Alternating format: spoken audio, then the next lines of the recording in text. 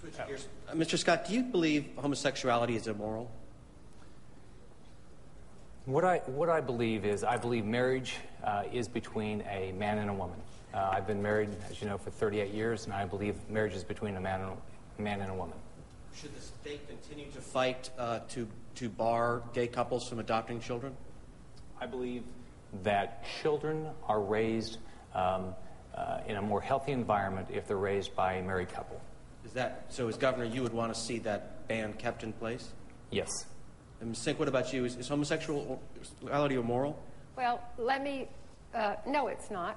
And let me just mention that Rick didn't really answer the question that you asked. He has a history of answering evasively in all of his depositions, many depositions that he's given. And I would just he invites people to go to factsforflorida.com. I'd like for everybody to look at whatisrickscotthiding.com. The direct answer to the question that you asked, Adam, is no, I don't think it is immoral, and I believe that the judge made the correct decision. And my position all along has been that when it comes to issues of adoptions, I'm a mom. I care about the best interest of the child, and I think it should be left up to the judge and the social worker and the people who are closest to that child to make a decision about the best and most loving home environment that individual child ought to be living in. Kelly Dunn. Mr. Scott, many people watching right now are facing foreclosure, or they are so underwater with their mortgage because their value has dropped by 50% or more in some cases, that they may be forced to eventually walk away. Does the government have a role in helping these people that are teetering on the edge or have lost their dream home? Well, you know, our government caused the problem by making money too cheap. The way to solve this is to go to my 7-step plan. Get people back to work.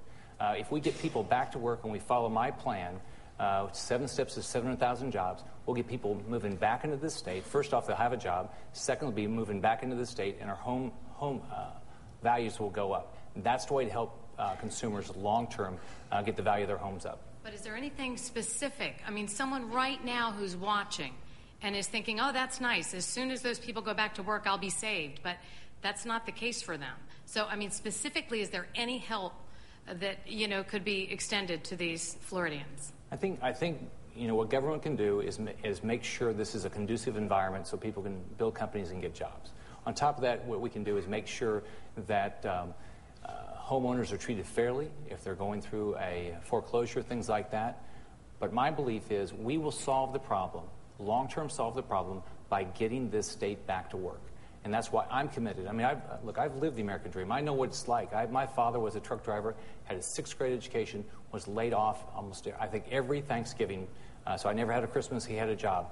What we learned is we had to go out and work hard, and that's what I want to do as governor. I want to make sure people can get jobs. Ms. Sink, the same question to you. Can the governor do something to help these homeowners who are either out of a home or about to be out of a home? Well, let me tell you what I have actually already done as your chief financial officer. When I became aware of this problem, and it started with the subprime crisis 3 years ago, I approached members of the Florida Bar because, as we've now seen, it takes a lawyer to try to figure out how to navigate through this morass in this system. And I approached the Florida Bar, and what they did was, in conjunction with me, they put together Florida Attorney Saving Home. And at the height of the program, we had 1,000 lawyers pro bono, meaning that they were willing to give free time to counsel with families at risk of foreclosure. It's something that I'm very proud of the Bar stepping up and doing. Additionally, right now, today, listeners can go to my official website, myfloridacfo.com, and click on to Florida Housing Help. We've given hundreds of seminars around the state, pulling together lenders and community leaders and credit counselors and consumer credit people to help Floridians figure out how they can stay in their homes. So those are the kinds of help that I would propose that we continue to give, and I will give as I'm the next governor. Antonio Fence. Question about taxation. Floridians pay a sales tax if they buy an item in a store on Main Street, but not if they buy that same item online. there's been a proposal for the last few years to establish an internet sales tax. Do you think that's a good idea, starting with Ms. Sink? Now's not the time to be talking about any tax increases. Floridians are hurting. Our economy is challenged, and I would not propose any tax increase at all in any area at the present time, at all. Now, the Florida Retail Association say it would level the playing field between Main Street businesses and online. You don't find that argument convincing? Well, I've talked to the retailers, and the problem with the internet or the lack of an internet sales tax is that our local mom-and-pop stores who are paying rent to be in strip malls are highly disadvantaged because if you want to buy a pair of shoes, it's cheaper, frankly, maybe to go on the internet and buy it there because you don't have to pay sales taxes. But down the road, as I work with the legislature on many of these issues of fairness, we do have to address the fairness issue because our local retailers are very disadvantaged on the sales tax issues. But I do not advocate any increase in sales taxes. Mr. Scott, same question. So I'm against any tax increases. I don't think our taxes are too high. I've proposed dropping property tax rates by 19% and phasing out the business tax. My opponent has continued not to respond to Senate President's letter about her spending proposals that are going to cost $12.5 billion and what tax she is going to increase. Now, we see tonight that she's receptive to increasing the internet sales tax, but she's backed property tax increases, payroll tax increases, water tax rate increases, cable tax increases. So she's going to have to propose some tax increases to pay for all the things that she's proposed. No different than what President Obama's done. Same follow-up questions, Mr. Scott. Same follow-up question. Please. There are Florida retailers that believe that applying the internet sales tax levels the playing field. You don't find that argument convincing? I completely understand the issue, but I'm against any tax increases at all. We are taxed enough. I'm going to do everything I can to reduce taxes and get money back in the pockets of businesses and of individuals so they can get this economy going again. Any tax increase kills jobs. Your rebuttal? Yes, I do. In fact, I'm going to stand here and be Ronald Reagan.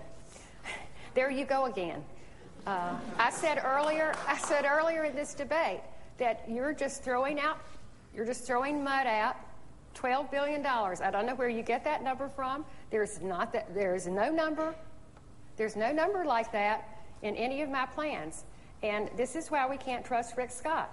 He just keeps bringing back the same old mud and the same old dirt over and over again. Thank you, and I don't want the listeners at home to think that he can just throw the same statement out that I've talked about without having Scott, to respond.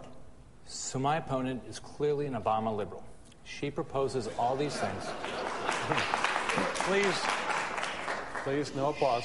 She proposes all these new spending ideas, has no earthly idea what they're going to cost, but she's not responsible for what those costs are. She doesn't know what they are, and she's not responsible for what the taxes are going to be. No different than what President Obama, we know that all of his spending, all of his proposals are going to cost us a lot of money. It's killing jobs across the country. And unfortunately, we are going to have to leave it there. Before the debate ends, each candidate has an opportunity to share final thoughts. Ms. Sink won the toss to present closing statements first, so I will turn it over to her now. You have 1 minute and 30 seconds. Well, thank you very much for giving me this opportunity to participate in this very important debate. And again, thanks to all the sponsors and the friends who are in the audience tonight. I came to Florida 26 years ago to follow my own dreams, just like many Floridians have come to our wonderful state. I wanted to make a good living and raise a family, and I've been very blessed and fortunate that I've been able to realize those dreams. But we know that our state has enormous economic challenges right now. And the reason I'm running for governor is because I want to bring my values to the governor's office. I'm just still that girl who grew up on a family farm.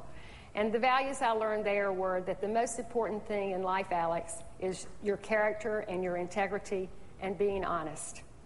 And it's important to be accountable and responsible for your own actions.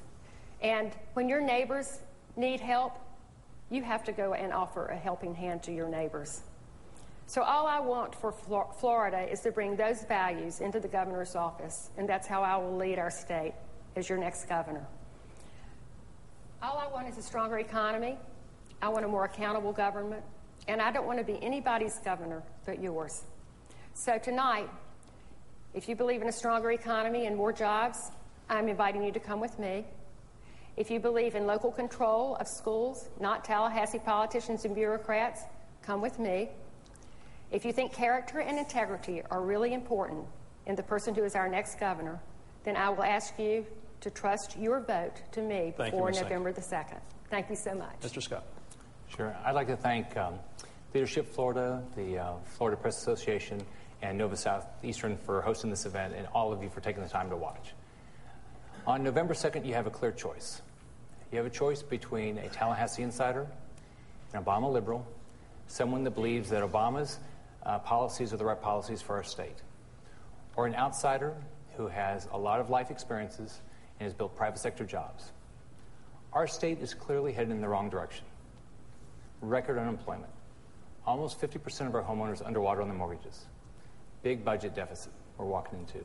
We clearly need new ideas and somebody with a proven record of getting results. I'm not a politician. I'm an outsider and a business person. I built businesses. I put my own money up.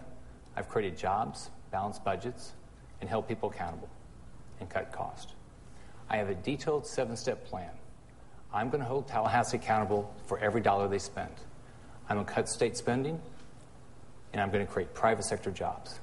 So if you're happy with the way that Tallahassee is operating, if you're happy with the finances, then you should probably vote for my opponent. If you want jobs, if you want to turn the state around, if you want to change the way Tallahassee works, then ask for your vote. My commitment to you is I'll take my 35-plus years of business experience and I'll run the state for the benefit of taxpayers and for the benefit of families. Thank you very much. Thank you, Mr. Scott. Thank you, Ms. Sink. That concludes tonight's debate. Our thanks to everyone involved in putting together this important event. Election Day is November 2nd. Make sure you go out and vote. Thank you all for watching. Have a great night.